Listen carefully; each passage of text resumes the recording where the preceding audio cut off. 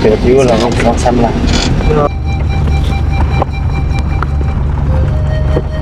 ไอ้ต้นได้เนาะหนังทายผู้เดียวก็รีบเมาเลยเมาเฮ็ดบอกไปหาเฮ็ดอย่างมาก เท่าไรน่ะซื้อไปฝากลูกบ่ แม่ที่ลูก เท่าไรเอาเดี๋ยวเฮาซอยเด้อไปฝากลูกเด้อแม่อยู่ในบ้านเลยชื่อไปเลยชื่อไปเลยเงินเขาดง ไปเร็วนี่ สุดินสุดาอยู่ที่ โดยเนาะ มาเข้ามาเบิ่ง นี่บ่สบายดีนาง สบายดีล่ะสบายดี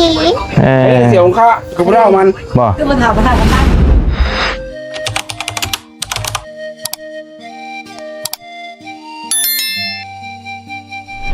เอา ว่าแล้วคงเบิดไปเลย พอดี แล้วเมาเนี่ย ทางไอรี่เนาะเพิ่นเมาเครื่องซวย ก่อนนะพ่ออ้ายค่อย ทางเอื้อยผู้หนึง ๆบ่ได้น้องคน โดน ก็เลยว่าเฮามาพอกับ โดน สิเมื่อส่งพอดีทางเมื่อพอดีบ่ทางนี้บ่ เอ ครับ อแล้วข้างแง่ไป มีทางแยก แง่เข้าไปไป ไปไกลบ่ เติบบ่ ไปเติบเลย โดย เฮ็ดขนาดสิมื้อทางมาซ้ายก็ได้แหละเราทางซ้ายได้ โอ้ ทางบ้านข่อยนั่งรับทางมาซ้ายได้ บ่ โดนต่อไปนี่จะกิโล ก็ต้องรักษารักเด้อ สองหลักสามหลักโอ้เอาสบายดีเด้อ ไปเพราะว่าทางเบาลี่เพิ่นพาไปเวียกเนาะก็เลยให้ทางเฮาสานต่อเพิ่นมาขายหน่อไม้หน่อตอบขายผัก งานบ่ บอกนางรักคนตู้ไปให้เป็นยังบ่ได้อาบน้ำเอ้า โอ้ โอ้ไปมีผัวบ่ นี่แล้ว นี่ โดย ได้ผัวสิดมได้สินะ โอ้ยก็อาบน้ำหมดตัวฝนลงมาแต่ปลาก็เฮ็ดอะไร โอ้เอานั่งนอกเนาะ อันป้ายดินจีนดิ โอ้ไปดินจีบ่ ไปกัน อ๋อโอเคโดย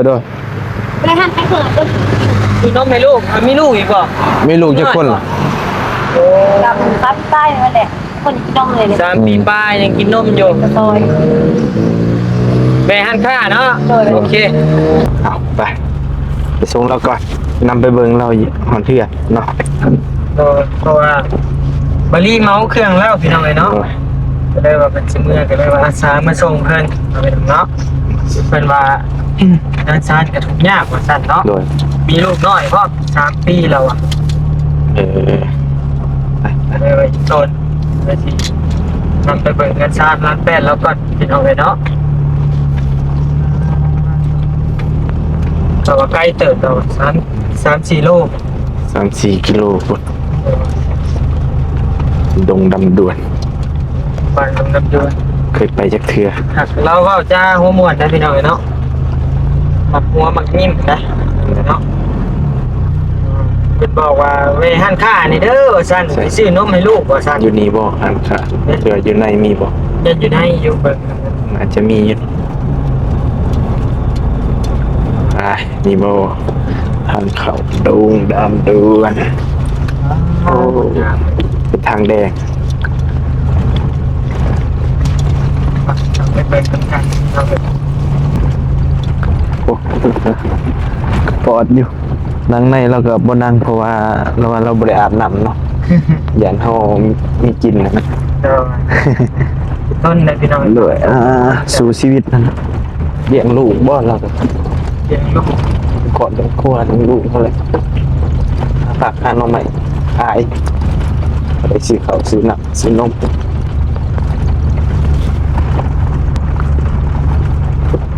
ไอ้ต้นได้เนาะนั่งทายผู้เดียวก็รีบเมาเลยเมาเฮ็ดบอกไปหาเฮ็ดนี่ได้เนาะ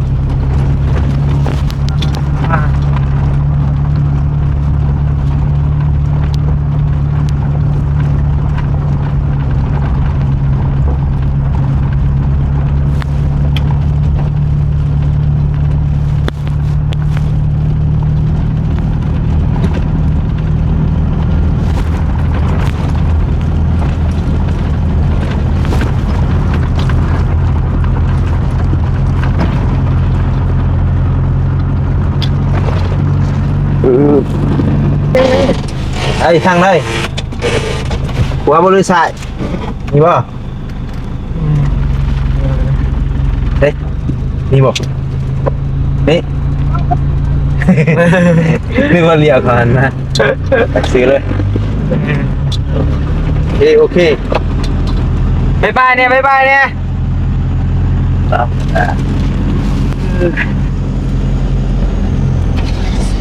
ไปเปิดวิวเราต้องซ้ำละ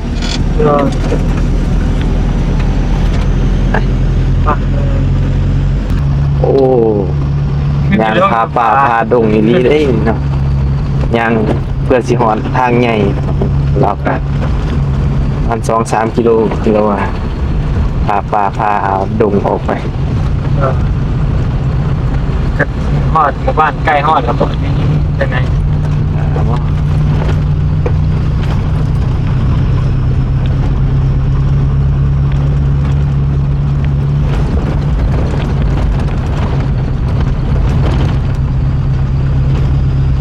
สัตว์ออกทางหน้าซ้าย อย่ามาพูดเลยบ่ โอ้ไก่เลย ใกล้บ่ ไก่บ่จักมันก็แต่ว่าเขาขี้ขาดหลบออกเนาะพังเบิ่งแต่มันไก่ อยากไปเยี่ยมน้องหน่อยเลยมันไปทำการพี่น้องเนาะแต่แนวทางมันใกล้บ่ไปทางมันพอดี พอเพื่อเอาไปเพื่อ10 กว่าโลกันโอ้ทางแดงก็เติบหนึงอยู่ เปิดเสียงอยู่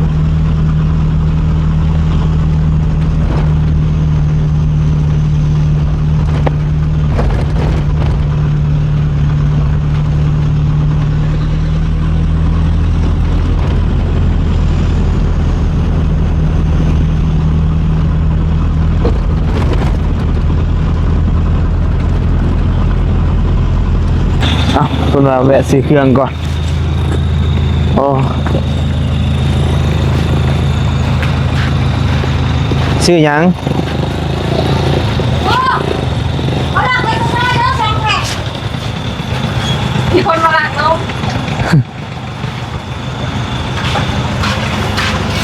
เท่าไรน่ะซื้อไปฝากลูกบ่ แม่ที่ลูกมาเลย เท่าไร ใช่ไหมตาแปะตาแปะ เอาเดี๋ยวเอาทีจ่ายให้ซะไปให้ลูกดีกว่า แม่แหละ โดย แปะตาแปะให้นักเรียนดูด้วยให้ไปทำดิฉันเอาซ้ำหน่อย ซื้อแนวไปฝากลูกดิ ไปตามด้วยว่ะเชื่อ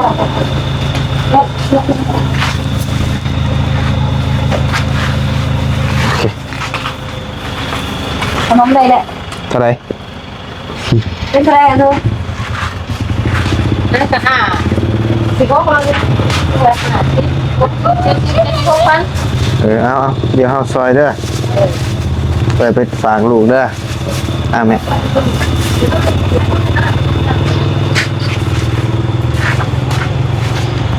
ออกไปนี่ย่างบ่จะย่างไปบ่ นี่ก็แบบมีโหลดกับ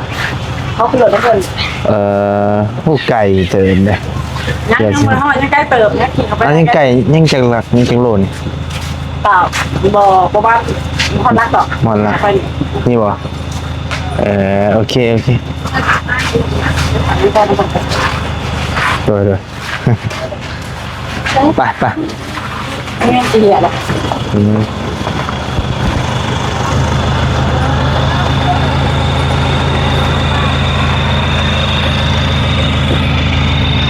ไปนำไปเบิ่งเปลี่ยนเพื่อนโอเคขึ้นเลยเดี๋ยวเลย อันนี้บอกไปเลย เนาะ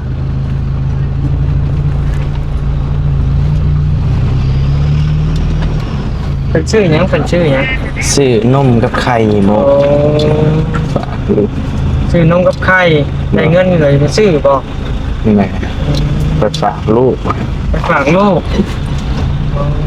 เฮ้ยทำเนาะ นำเข้าไปเบิดไปบ่หอนกิโลแล้ว เป็นเราบ่ฮอดกิโล เนาะ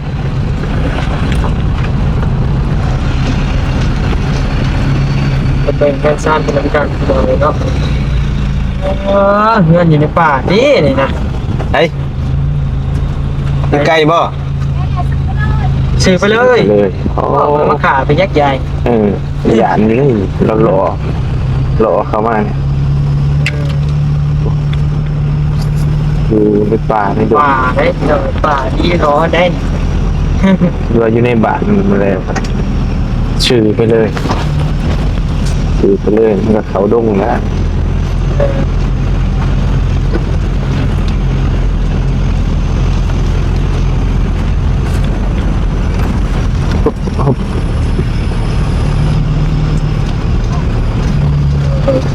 ประโคมนี่นะ โอ้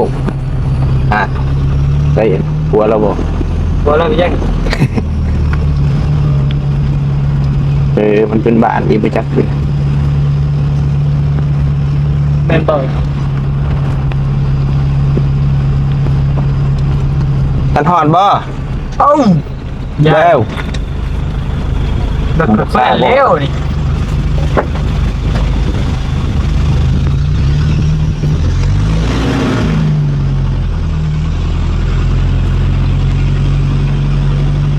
ว่าซีกซ้อนเราก็ได้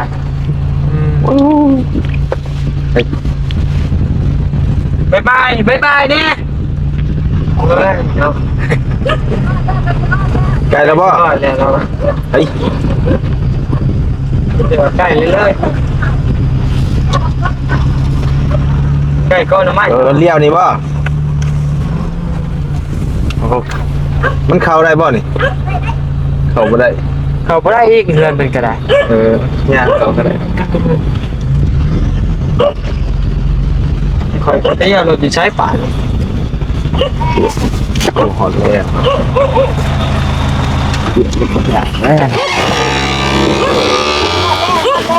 พอแล้ว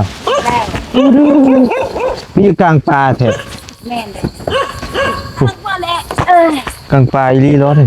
จังว่าบ่ กลางป่าเลย อันนี้แหละนี่มันยังได้ทางก็ได้ทางนี่แหละ บ่ เด้อตะกี้ก็หมดน้ำป่าน ปูป่าเข้ามา เป็นเงื่อนบ่นี่เงื่อนก็เป็นเข้า บ่พ่อแม่เพิ่นซื้อดินตะกี้อยู่ในเมืองพุ่นแหละ มาซื้อดินซื้อดอนอยู่พี่ โดย อ่าจ้ะมาเข้ามาเบิ่ง ไปเบิ่ง โอ้โหมีหลังเดียว มีเงื่อนหลังเดียวบ่อยู่นี่สวนป่าหน่อไม้บักอัน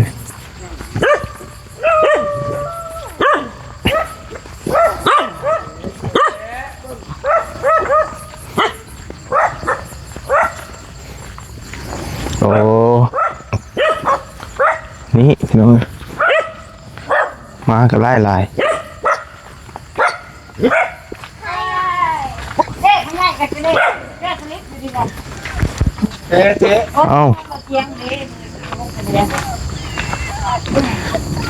ไปได้ อ๋อมาส่งเพิ่นเห็นเพิ่นขายเครื่องอยู่แคมทาง กินงานบ่เตียงเด็ก เมาเครื่องเลยก็พอดีมาส่งเพิ่น มาเบิ่งลงมาเบิ่ง ก็เลยนำมาหอนเทือนนะมาส่ง เพื่ เพิ่น อนนี่แหละเพื่อนเฮานี่แหละ อ๋ออยู่จักคนอยู่จักคน อยู่5คนนี่แหละ โดย ฝากเดี๋ยวพอเฮาซักมากันเท่าอันนี้แหละ เอ่อ เคยเห็นอยู่ โอ้บ่คิดว่าสิมีเฮือนอยู่พี่เนาะอยู่ด้นแล้วบ่อยู่พี่ หลายปีเลย อ๋อ ได้ตั้งปี2000 2009ผมไปดินเนาะ 2009อ๋อ10ปลายปีแล้วเกือบ20ปีใช้ลูกเต่า เด้ลูกคอยผู้นึงคนนอนเด้ลูกคอยว่า คนอยู่นี่ เด้ ลูก2คนนี่บ่สบายดีนาง สบายดีล่ะสบายดี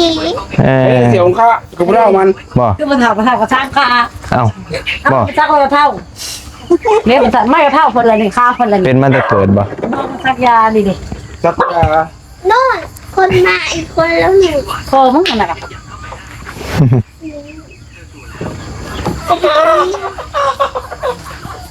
เอาโอเคเดี๋ยวมาถึงเปลี่ยนถึงซ่าน ตรงนี้คอยเมื่อยเด้อขับรถขับล่างก็ได้ โดยเอา ขั้นโค้งรถขับโค้งหันก็ได้ โอเค พวกเนี้ยโค้งยาง กลับก่อนบัดนี้ทำหมื่นเลย โชคดีคำเลยได้ โดยอ่ะ คอยมา โอเคเอาโอเคเดี๋ยวเนาะเรามีก กลับก่อนบัดนี้เนาะอันนี้ก็เป็นเฮือนซ่านบ้านซองของเพิ่นเนาะก็อยู่กลางดงกลางป่าไปแหละเนาะเป็นตะยานอยู่ก็กลับก่อนบัดนี้เนาะมันค่ำมันมืดพี่น้องเอ้ยเดี๋ยวในไรจังว่ากันอีกเทื่อนึง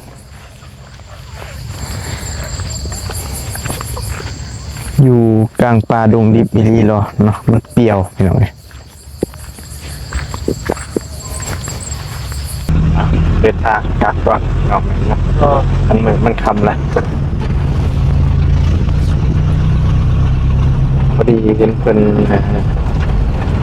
เดินสัญญาณเขามาหอดเนาะ ไปต้นเนาะ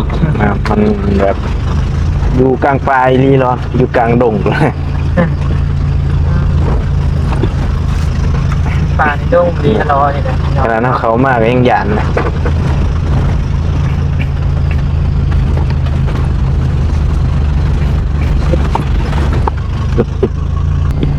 โอเคเดี๋ยวนะเดินทางกลับก่อนทำมือละตอนนี้ก็ได้โอเคเพียงเนาะแกเขาโตกลับก่อนเลยวันนี้เนาะไปพักผ่อนเลยว่าแกเขามาขอบใจอะไรเพียงเนาะ นี่มีเองคือเราเลยเนาะ ไปก่อนกันไหมกินหนาเพียงเนาะบ๊ายบายเด้อ